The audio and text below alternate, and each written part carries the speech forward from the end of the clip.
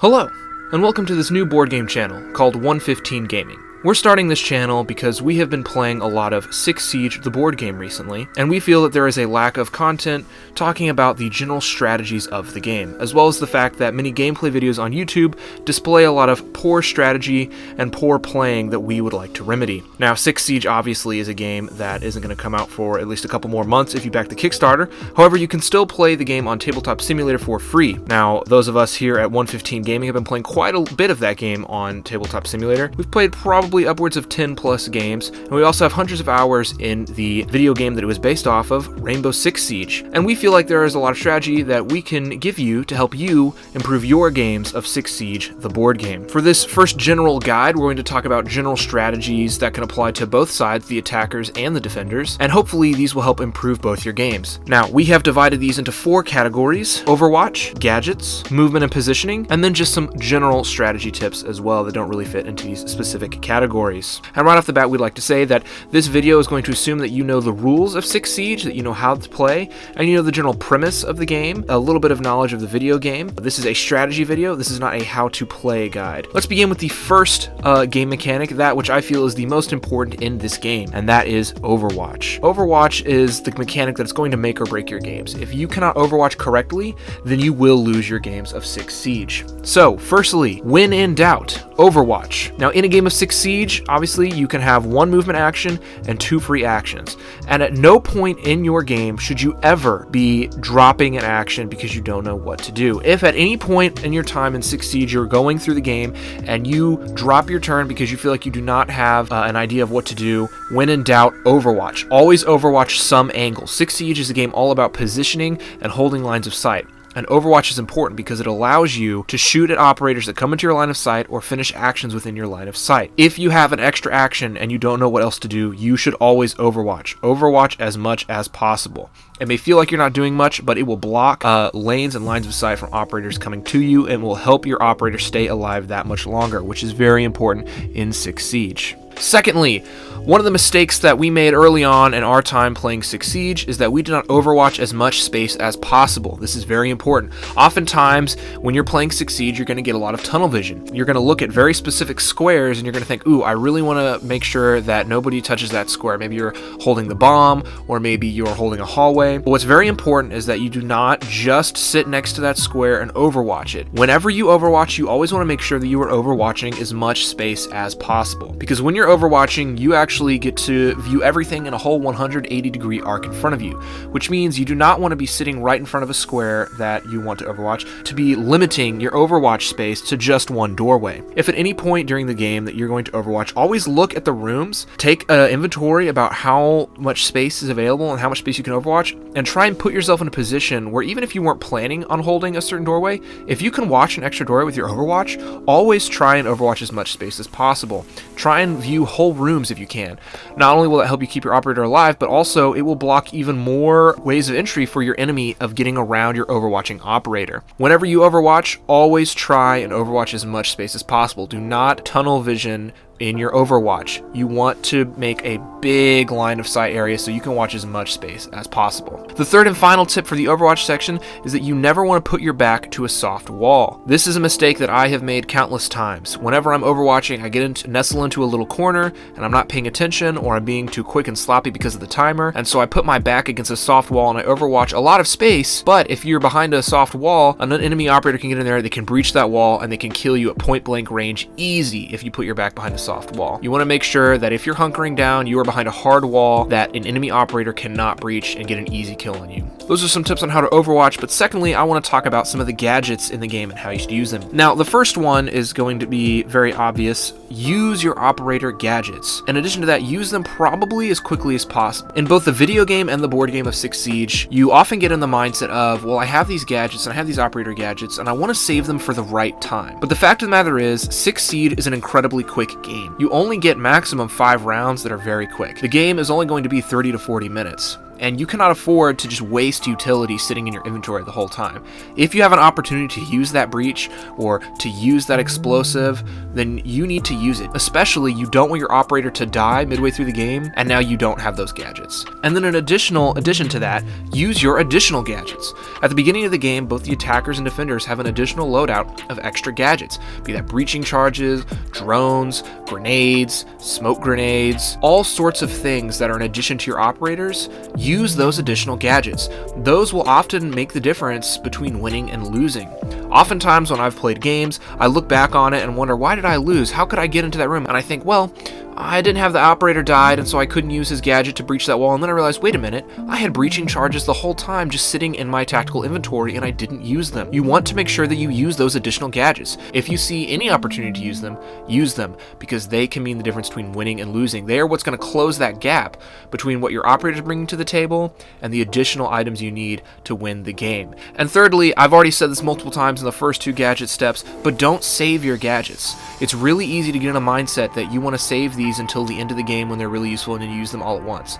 You want to use them to your advantage to open up the map, gain positioning on your opponent, and as quickly as possible. Alright, so that's it for the Overwatch and gadgets tips, and now let's go on to movement and positioning, because at the end of the day, 6 Siege, what it comes down to is, can you outmaneuver your opponent? And that all comes down to moving your operators at the right times and in the right places and positioning them in the right spots. So, what are some great ways to use movement in 6 Siege to your advantage? Well, the first thing that we want to point out is that you need to use the upstairs. Now, when we were first starting playing 6 Siege, I had the tendency to not really understand the usefulness of the upstairs. I didn't really want to go up there. I just wanted to keep my guys on the map and not really bother with the upstairs. Don't do this. Take full advantage of the upstairs for 2 reasons. One, because your operators may have gadgets that allow you to do stuff from the upstairs down on the main floor. But secondly, the upstairs are really useful for adapting later in the game. If you have operators upstairs, they can hit any of those entryway spots on the map. And so what the upstairs is very useful for is pulling an operator up, surveying the battlefield, and then getting to drop down to whatever useful entryway spot you can get to, which will give you a huge boost in your positioning. So use the upstairs. They are very crucial both for gadget use and for flanking use, especially in the late game when you need to adapt. It's really easy to get upstairs and move across the map. Secondly, when it comes to movement and positioning, you want to move your operators in groups of 2 or 3. This is especially true of attackers, but definitely in some cases defenders as well, for a couple of reasons. One, you can use your other operators to overwatch or to watch flanks while you use one operator to breach or to defend. And secondly, if one operator goes down, it's always good to have 1 or 2 who can back them up and fire right back at the operator who fired at them. A lone operator is much easier to kill than 2 or 3 operators grouped together. So keep that in mind. Always move in groups of 2 or 3. Secondly, always stay near cover. Now, this is very important because 6 Siege, much like the video game, if you get flanked and somebody gets a good shot on you, you are going to die 99% of the time. And so if you can always stay near heavy or light cover, sometimes the heavy or light cover can mean the difference between your operator dying or living. Even if it's just with 1 or 2 health left, just staying alive for 1 round longer can give you the edge in winning the game. So try and stay near cover as much as possible as you're moving around the map to get that light and heavy protection. Now, I talked a little bit about this in the staying near cover, but here's how 6 Siege works, and this is a mistake that I made in my first 2 to 3 games. The fact of the matter is, this is not a game where somebody is going to attack you and your character can survive a couple of die rolls before they go down. In 6 Siege, the dice are made in such a way that pretty much if you get shot at, you are going to die. I mean, it's no question. Now, obviously, there are some times where somebody makes a really bad roll, but here's the thing, that's rarely going to happen. And when it does, they have a reroll token. So when you're playing games of 6 Siege, I want you to drill into your head, the moment you get shot at, you're probably going to die. Now, why do you want this in your head? Because if you know that the moment an operator shoots at you, you're probably going to die, you're going to be very careful about how you position your operator. You're going to be very careful with how you watch your flanks. You're going to be very careful with how you expose yourself. Once you play the game with the mindset of 1 die roll will kill you, you will be a lot more careful with how you position your operators. This is all a game about making sure that the enemy does not get their shots on you while you get shots on them, because 1 shot can kill you. And 99% of the time, that's how my operators have died, by one shot. I have rarely survived a die roll in 6 Siege, even with good positioning. So keep that in mind, a single die roll will kill you. Secondly, we talked earlier at the beginning of movement and positioning that you need to use the upstairs. Well, the other converse part of that is that you need to always be aware of the entryway spaces and the stairwells. Remember how I said that you can use the upstairs to easily move from one side of the map to the other and adapting? Well, what that means is that your enemy can use the upstairs to do that exact same thing. So whenever you're moving around the map, you always want to make sure that your back is not to an entryway space or a stairwell space. You want to make sure you're watching those flanks. Always be conscious of the fact that your enemy can use those stairwells as much as you can. Alright, so let's move into some general tips and strategies. We've talked about Overwatch, we've talked about gadgets, we've talked about movement and positioning. The first thing is be adaptable. What's going to happen in this game is you're going to create a strategy, you're going to start to make your push, or you're going to start to defend your site, and pretty much in the first 1 to 2 rounds, all your plans are going to go out the window because no plan survives first contact with the enemy. So what this means is that you do not want to be reliant on a single strategy or a single avenue of victory. What that means is that if you're making a push or you're defending a site and your strategy isn't working out, don't use all 5 rounds pushing that one strategy and throwing everything against that one spot if it's failing. If you are making a push and it's not working, rotate out and go to a different place, or try attacking from a different angle. Secondly, this is a huge one. You need to play the objective, and also don't get greedy. Remember, this is an objective-based game. If you get really cocky and you throw one operator against the entire army, that operator is probably going to die. If you've hit that objective and all you have to do is hold that objective spot, do not move away from the objective to try and go get kills. 6 Sieges is a tactical game, which means if you are defending that objective, either on the attacker or defender side, you hunker down, you watch those lines of sight, and you let the other team come to you. Don't get greedy. The moment that you abandon your position on the objective to go get kills is the moment your defense completely falls apart and the enemy team is going to overwhelm you because you were sloppy. I know you want to use a bunch of actions, but if the best maneuver to do is to just hold lines of sight in that objective room, then you hold lines of sight in that objective room and you don't let that enemy come in. That's how you win the game. Play the objective. Be smart. Don't get greedy, because it's not all about the kills. Secondly, think during your opponent's turn. Obviously, 6 Siege is a fast game, and that's because it has a timer. Now, that timer can be really stressful when you're starting out, especially because we often have the tendency in other games to check out during your opponent's turn. You can't do that in 6 Siege. Hopefully, you have your full 5 minutes, but probably by the second or third round, you're probably going to have 2 to 3 minutes to think about your turn. Now, in the moment, you think, there's no way I can think of a full strategy to do in my 2 to 3 minutes. That's not true. You have your whole opponent's turn to think about what you want to do.